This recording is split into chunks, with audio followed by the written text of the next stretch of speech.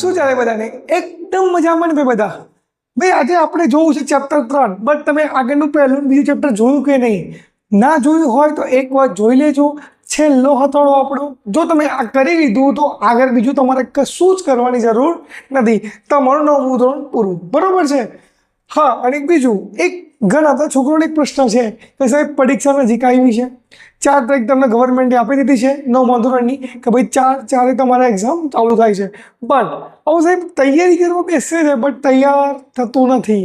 કાં તો પછી કેવું છે, મન હોય વાંચવાનું બટ મજા નથી આવતી વાંચવાની, અથવા તો વંચાતું નથી. તો એના માટે હું એક સ્પેશિયલ વિડીયો બનાવ્યો. બરોબર છે કે ભાઈ વાંચવું કઈ રીતે, આપણા જોડે 20-25 દિવસ બાકી છે તો એ ટાઈમમાં વાંચવું કઈ રીતે, બરોબર છે, અને કેટલું વાંચવું અને કયા સબ્જેક્ટમાં કેટલો ટાઈમ આપવો, બરોબર છે. એના માટે આપણે પર્સનલ એક વિડીયો બનાવશું. બટ અત્યારે હાલ આપણે ચેપ્ટર 3 ઉપર આવી જઈએ. બરોબર, આ વિડીયોની અંદર એકદમ નાનો વિડીયો બનાવશું, કારણ કે આ ચેપ્ટરની અંદર એટલું બધું કંઈ લોડ છે નહીં. આમ તો જો કે ના બનાવું તો બી ચાલે એવું છે, બટ જોઈ લઈએ. હા ભાઈ, થોડીક લાઈન પ્લસ માઇનસ થાય તો તમે જોજો. ઉતરી વાંગા જુદી, બરોબર છે, કારણ કે થોડું બે આપણે સ્કેલ બેલ છે નહીં. ચલો આઈએ રિટર્ન. આડી જે લાઈન છે એને કહેવાય એક્સ અક્ષ, ઊભી જે લાઈન છે એને કહેવાય વાય અક્ષ. ક્લિયર? ફરીથી બોલું છું, આડી જે લાઈન છે એને કહેવાય એક્સ અક્ષ અને જે ઊભી લાઈન છે એને કહેવાય આપણો વાય અક્ષ. બટ બીજું આપણો જે એક્સ છે એને બીજું શું કહેવાય, બીજા કયા નામથી ઓળખાય? તો યાદ રાખજો, સમક્ષિતિજ લાઈન. કઈ લાઈન? અથવા તો કઈ રેખા? સમક્ષિતિજ રેખા. ક્લિયર? તો જે આપણી આડી લાઈન એટલે આપણો એક્સ અક્ષ છે એને તમે સમક્ષિતિજ રેખા કહી શકો. હવે જે વાય, સાહેબ એક્સ નો સમક્ષિતિજ કહેવાય તો વાય ને શું કહેવાય? વાયનું બી કઈ નામ હોય કે ના હોય? તો ચલો જોઈ લઈએ. તો વાયને એ રીતે કહેવાય શિરોલંબ રેખા. કઈ રેખા? શિરોલંબ રેખા. ક્લિયર? તો તમને આટલું ખબર પડી ગઈ? ઓકે. હવે એક્સ રેખા અને આપણી વાય રેખા એ જે જગ્યાએ છેદતી હોય એકબીજાના, ભાઈ છેદતી હોય એટલે સાહેબ એકબીજાને ક્રોસ કરતી હોય, જે જગ્યાએ એકબીજા ઉપર પસાર થતી હોય એને કહેવાય આપણું ઉગમ બિંદુ. શું કહેવાય? ઉગમ બિંદુ. તો હું લખી દઉં ઉગમ બિંદુ. યાદ રાખજો, શું કહેવાય? ઉગમ બિંદુ. ઓકે. હવે ભાઈ આ હું પૂછી નાખું છું, કારણ કે સંખ્યા લખીને તો તકલીફ પડશે. યાદ રાખજો તમે કે શું કહેવાય? ઉગમ બિંદુ કહેવાય. યાદ રાખજો. હવે આ આપણી જમણી બાજુ, આ આપણી ડાબી બાજુ. જો તમે જમણી સાઈડ જાઓ તો તમને કેવી સંખ્યાઓ મળે? તો ધન સંખ્યાઓ મળે. કેવી સંખ્યાઓ મળે? ધન સંખ્યાઓ. યાદ રાખજો, વિકલ્પમાં પૂછી લે ભાઈ કે તમે સંખ્યા રેખાની જમણી સાઈડ જો તો તમને કેવી સંખ્યા મળે, ડાબી સાઈડ જો તો કેવી સંખ્યા મળે. ક્લિયર? જુઓ, આ આપણી જમણી સાઈડ, આ આપણી ડાબી સાઈડ. અહીં લખીને તમને બતાવું છું, ઉપર લખી દઉં છું. આ આપણી જમણી બાજુ અને આ આપણી ડાબી બાજુ. બરાબર છે? જમણી ડાબી મેં લખી છે, ધ્યાન રાખજો. જમણી સાઈડ જો તો ધન સંખ્યાઓ મળે, અને જો તમે ડાબી સાઈડ આવો તો કઈ સંખ્યાઓ મળે? માઇનસ વાળી, એટલે ઋણ પૂર્ણાંકો. કઈ સંખ્યા કહેવાય તમારી? ઋણ પૂર્ણાંકો. બરાબર છે? એકદમ ઈઝી છે. સાહેબ તમે આ સાઈડ 6 સુધી લખી ને આ સાઈડ તમે -5 સુધી લખો, ચાલે? ભાઈ દોડે. ચાલે નહીં, દોડે. બરાબર છે? તમે અહીં બી ગમે તેટલી સંખ્યા લખી શકો છો, એટલે મીન્સ કે અનંત સુધી. ભાઈ અનંત સુધી કઈ રીતે લખશો? તમારા ચોપડામાં જ્યાં સુધી માં ત્યાં સુધી લખવાનું. ક્લિયર? અને ડાબી સાઈડ બી, ડાબી સાઈડ બી માઇનસ તમે જે સંખ્યાઓ લખો એ જ્યાં સુધી માં ત્યાં સુધી તમે લખો. એકદમ ક્લિયર, કોઈ જ પ્રોબ્લેમ નહીં. ઓકે, ચલો હવે રિટર્ન. ઉપર તમારી ધન સંખ્યાઓ ક્યાં સુધી લખવાની? તમે જ્યાં સુધી લખો ત્યાં સુધી લખી શકો છો. અને નીચે તમારી કઈ સંખ્યા થવાની? માઇનસ સંખ્યા. જો આ ચેપ્ટર એટલા બધા માર્ક્સનું છે નહીં, એટલા બધા માર્ક્સનું પૂછાશે નહીં, પણ 4-5 માર્ક્સનું પૂછાશે તો બી રોકડા માર્ક્સ આવશે, કારણ કે આની અંદર એટલો બધો લોડ નથી. ખાસ કોઈ એવો દાખલો નથી ગણતરી કરવી પડે, સૂત્ર યાદ રાખવું પડે, એવું કંઈ જ નથી આ ચેપ્ટરની અંદર. તો ખાસ ધ્યાન રાખજો. આવી જાઓ ફટાફટ ચેપ્ટર ઉપર, આપણા દાખલા ઉપર. હવે સમજો કે આ દાખલાની અંદર એટલે મીન્સ કે આપણે જે હું આલેખ દોર્યો એ આલેખની અંદર કઈ રીતે બિંદુ દર્શાવાય તે કામ કરીએ. આપણે બિંદુ સાઈડમાં લખી દઈએ. જુઓ, એ બિંદુ તમને જે ગમે એ બિંદુ લઈ લો. હા, એટલે તમને તો પરીક્ષામાં ચોપડી વાળા આપશે, બરાબર છે, પેપર વાળા આપશે, પણ તમને સમજાવવા માટે કઈ બી બિંદુ તમને લખું છું. ચલો પહેલું બિંદુ લખું 2 અને 3. બીજું બિંદુ લખું -3 અને +4. ત્રીજું બિંદુ લખું -1 -2. ચોથું બિંદુ લખું 3 અને આપણું -2. બરાબર છે।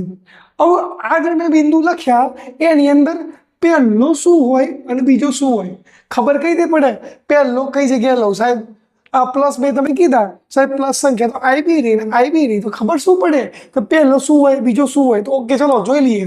યાદ રાખજો પહેલો આપણો x હોય ને બીજો આપણો y હોય, ભૂલતા નહીં। પહેલો આપણો x લખેલો હોય અને બીજો આપણો y લખેલો હોય।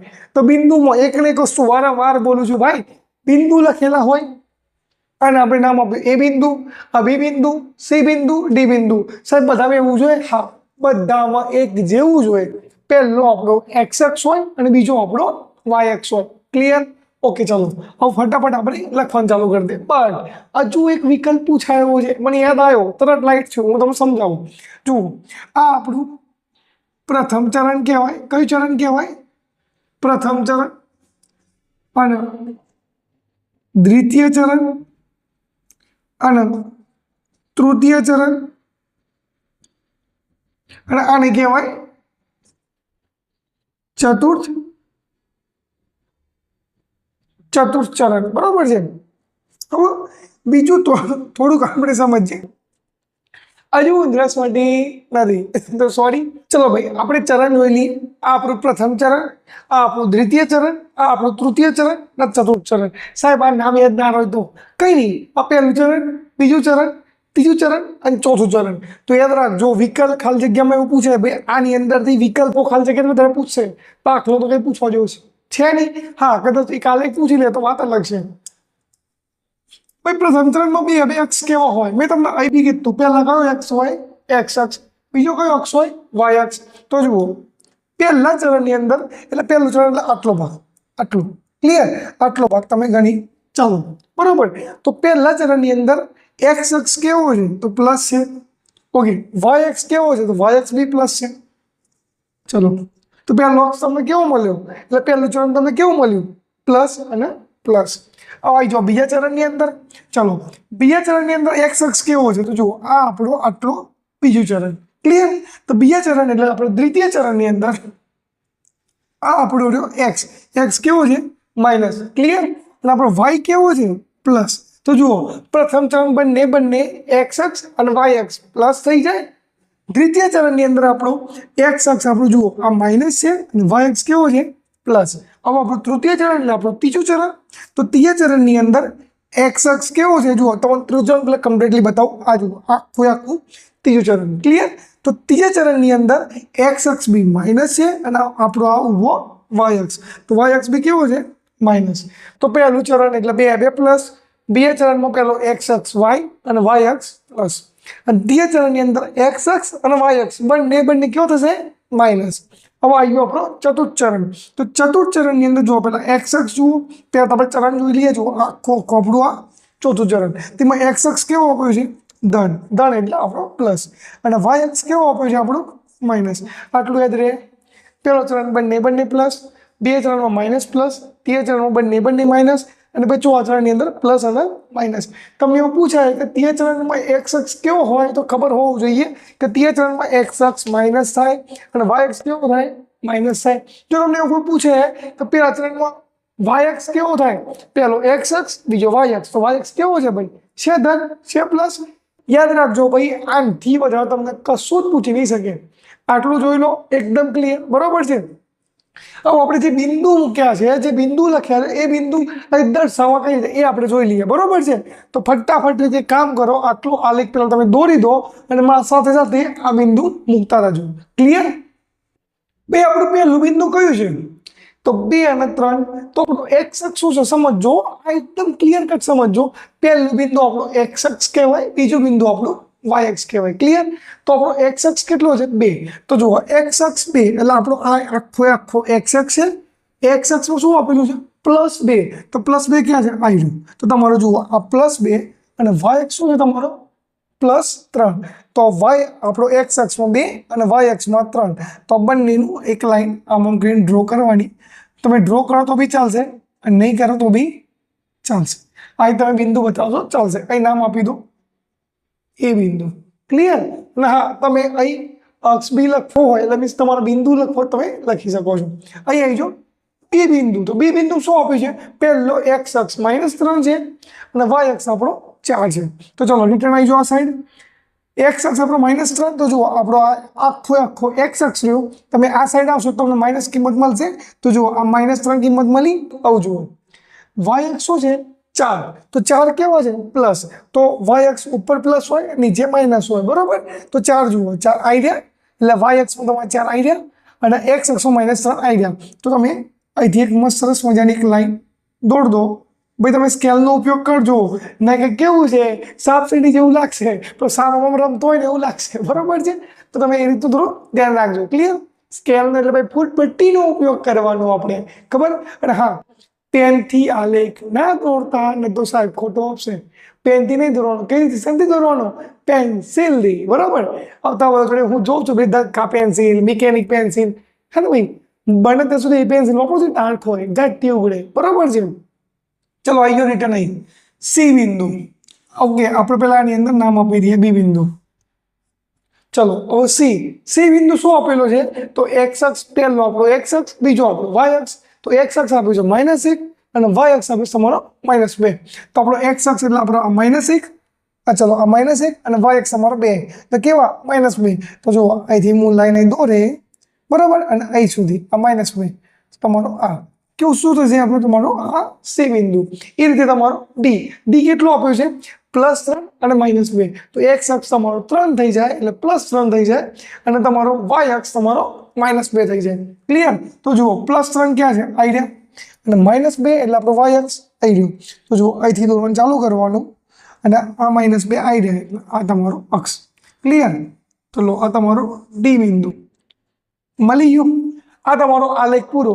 હવે તમે ભાઈ આલેખ 3 માર્ક્સમાં પૂછાય અને 4 માર્ક્સમાં પૂછાય, આવડવો જોઈએ, બરોબર છે?